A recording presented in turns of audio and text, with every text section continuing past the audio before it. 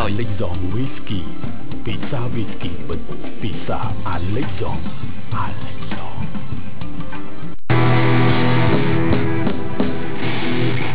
ទលោកអ្នកកំពុងរីករាយទស្សនានៅក្នុងកម្មវិធីផ្សាយផ្ទាល់រាត្រីកំសាន្តរបស់បណ្ដាញស្ថានីយទូរទស្សន៍កម្ពុជា CTN ដោយដែលខ្ញុំបានជម្រាបជូនខាងដើមនៅក្នុងវគ្គនេះយើងនឹងធ្វើការចាប់រង្វាន់ជូនទៅដល់អតិថិជនរបស់គ្រឹះស្ថានមីក្រូហិរញ្ញវត្ថុ AMK ជាលើកទី2ប៉ុន្តែមុននឹងឈានចូលដល់កម្មវិធីចាប់រង្វាន់ជូននោះ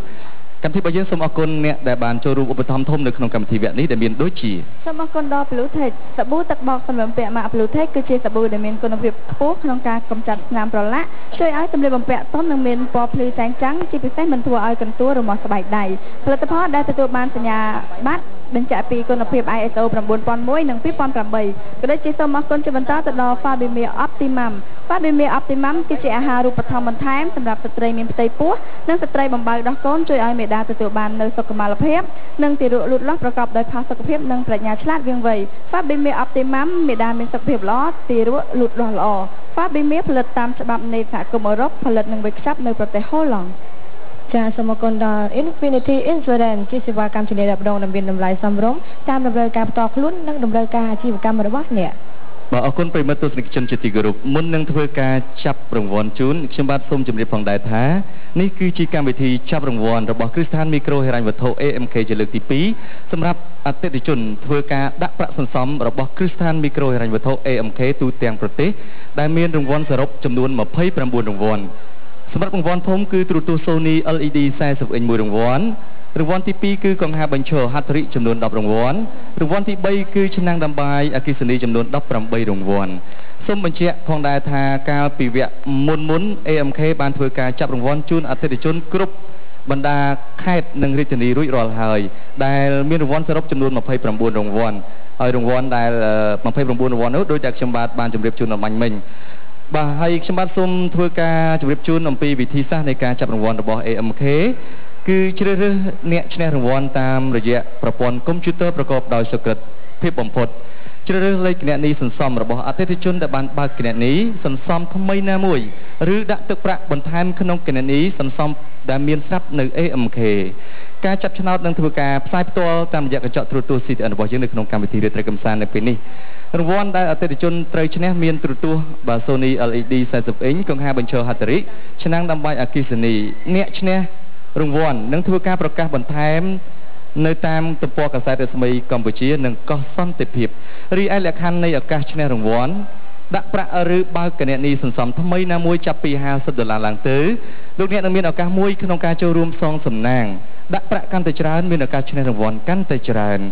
រង្វាន់ដោយដែលបានជម្រាបជូនហើយបើគឺមានទូរទស្សន៍ Sony LED 40 អ៊ិញកង្ហាបញ្ឈរ Hattrick ឆ្នាំងដាំបាយអគ្គិសនី Panasonic ចំនួនឱកាសអាចប្រែប្រួលទៅតាមទឹកប្រាក់ដែលនៅសល់ក្នុងគណនីមុនថ្ងៃចាប់រង្វាន់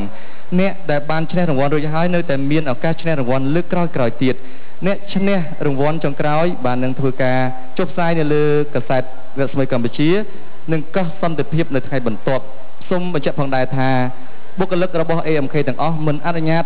ឲ្យចូលរួមនៅក្នុងកម្មវិធីនេះទេហើយចំពោះការផ្តល់រង្វាន់ជូននៅក្នុងសប្តាហ៍នេះយើងបានមានវត្តមានរបស់កញ្ញាសរាយសក្កណាហើយមុននឹងធ្វើការផ្តល់រង្វាន់ជូនបាទសូមផ្ដល់សម្លេងស្វាគមន៍ជូនទៅដល់លោកដែលជាតំណាងគ្រឹះស្ថានមីក្រូហិរញ្ញវត្ថុ AMK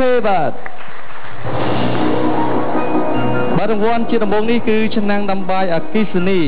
បាទចំនួន18រង្វាន់ផ្ដល់ជូនដោយកញ្ញាសរាយសក្កណា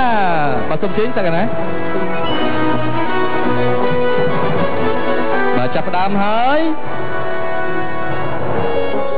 ឆ្នាំងដាំបាយទី1បានទៅលើឈ្មោះ Thida Yarida បាទសំទោស Thida Rina បាទនៅខេត្តបាត់ដំបងរង្វាន់ទី2គឺបានទៅលើកញ្ញាសានកញ្ញាចាដែលគាត់មានទីលំនៅនៅឧត្តរមានជ័យចាទី3បានទៅលើលោកពូជាមានទីលំនៅនៅមណ្ឌលគិរីរង្វាន់ទី4បានទៅលើឈ្មោះលុនសាវរីនៅខេត្តស្ទឹងត្រែងចារង្វាន់ទី5គឺបានទៅលើឈ្មោះស៊ូចន្ទថៃដែលគាត់មានទីលំនៅនៅខេត្តក្រចេះចាទី6បានទៅលើខិនសាមិនមានទីលំនៅនៅកំពង់ចាមរង្វាន់ទី7បានទៅលើឈ្មោះងិនសាយងឿននៅខេត្តកណ្ដាលរង្វាន់ទី8គឺបានទៅលើឈ្មោះស៊ីនដាណេគាត់មានទីលំនៅនៅសួង ចារង្វាន់ទី9គឺជាថាវីកំពង់ត្របែករ ង្វាន់ទី10បានទៅលើឈ្មោះជេងសាមីនៅខេត្តស្វាយរៀង រង្វាន់ទី11គឺបានទៅលើឈ្មោះឈឿនដានីនៅខេត្តព្រៃវែង ចារង្វាន់ទី12មានឈ្មោះខឿនអាយឃីមមានទីតាំងនៅខេត្តតាកែវ រង្វាន់ទី13បានទៅលើឈ្មោះមេនសំណាងនៅខេត្តបាទនៅខាងកំពង់ត្របែក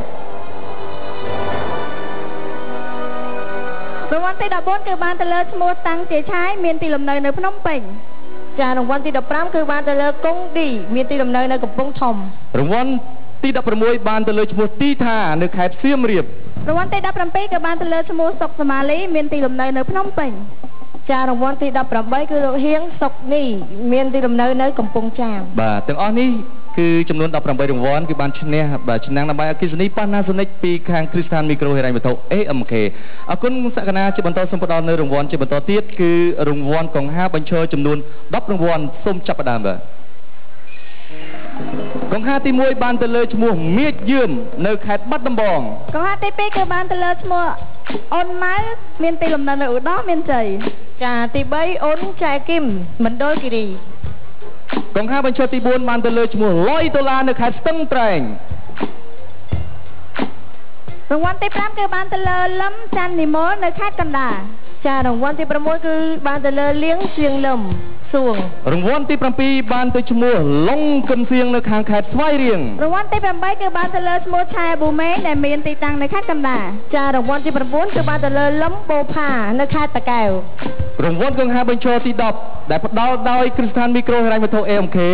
បានទៅលើឈ្មោះលេងវណ្ណៈនៅខេត្តបន្ទាយមានជ័យបាទអរគុណសាជាថ្មីចំពោះសក្តាជាបន្តសូមផ្ដល់នៅរង្វាន់ធំគឺទូរទស្សន៍ Sony LED 40 inch ចំនួន1រង្វាន់ត្រៀមលោកលោកស្រីនាងកញ្ញាជាទីគោរពសូមផ្ដល់សម្លេងគាំទ្រជូនទៅដល់ម្ចាស់រង្វាន់ធំនៃការចាប់ឆ្នោតលើកទី2របស់ Kristan Micro ហិរញ្ញវត្ថុ AMK នៅក្នុងសប្តាហ៍នេះសូមផ្ដល់ជាសម្លេងអបអរសាទរជូនចំពោះឈ្មោះសេកសុខានៅរាជធានីភ្នំពេញបាទអរគុណចំពោះសក្តាអនុញ្ញាតសម្រាប់បានអរគុណចំពោះលោកដែលជាតំណាង AMK ផងដែរបាទអរគុណយើងបានស្វែងរកបាទឃើញហើយចំពោះអ្នកដែលបានឈ្នះរង្វាន់នៃការចាប់ឆ្នោតលើកទី2នៃ Kristan Micro ហិរញ្ញវត្ថុ AMK បាទហើយជាបន្តខ្ញុំបាទសូមបញ្ជាក់ផងដែរថារាល់អ្នកឈ្នះរង្វាន់ទាំងអស់ AMK នឹងធ្វើការតាក់ទងដោយផ្ទាល់នឹងមានការចុះផ្សាយនៅកាសែតកោះសន្តិភាពនិងរស្មីកម្ពុជានៅថ្ងៃបន្ទាប់សូមបញ្ជាក់ម្ដងទៀតនៃលក្ខខណ្ឌចំពោះឱកាសឈ្នះរង្វាន់គឺដាក់ប្រាក់ឬបើកគណនីសន្សំថ្មីណាមួយចាប់ពី$50ឡើងទៅលោកអ្នកនឹងមានឱកាសមួយក្នុងការចូលរួមសងសំណាងសូមបញ្ជាក់ថាដាក់ប្រាក់កាន់តែច្រើនមានឱកាសឈ្នះរង្វាន់កាន់តែច្រើនរង្វាន់មានទូរទស្សន៍ Sony LED 40 inch កង្ហាបញ្ឈរហាត់រិកនិងឆ្នាំងដើម្បីអគ្គិសនី Panasonic ចំនួនឱកាសអាចប្រែប្រួលទៅតាមទឹកប្រាក់ដែលនៅសល់ក្នុងគណនីមុនថ្ងៃចាប់រង្វាន់អ្នកដែលបានឈ្នះរង្វាន់រួចហើយនៅតែមានឱកាសឈ្នះរង្វាន់លើកក្រោយៗទៀតអ្នកឈ្នះរង្វាន់នឹងមានការចុះផ្សាយក្នុងកាសែតរស្មីកម្ពុជានិងកោះសន្តិភាពនៅថ្ងៃបន្ទាប់សូមបញ្ជាក់សារជាថ្មីថាបុគ្គលិក AMK ទាំងអស់មិនអនុញ្ញាតឲ្យចូលរួមក្នុងកម្មវិធីនេះទេប្រិយមិត្តទស្សនិកជនជាទីគោរពសូមរងចាំតាមដានទស្សនាការចាប់រង្វាន់បាទលើកទី3ដែលមានរង្វាន់ជាច្រើនសន្ធឹកសន្ធាប់គឺនៅថ្ងៃទី2ខែមីនាឆ្នាំ2013នៅក្នុងកម្មវិធីរាត្រីកំសាន្តស៊ីតរបស់យើងផងដែរអរគុណប្រិយមិត្តទស្សនិកជនជាទីគោរពនៅវគ្គក្រោយរាត្រីកំសាន្តសូមផ្ដល់ជូននៅបទចម្រៀងជាបន្តទៀតក៏ប៉ុន្តែនៅពេលនេះសូមពេលវេលាសម្រាប់មួយផ្លេតសិនបាទ មណ្ឌលកីឡា Beeline Arena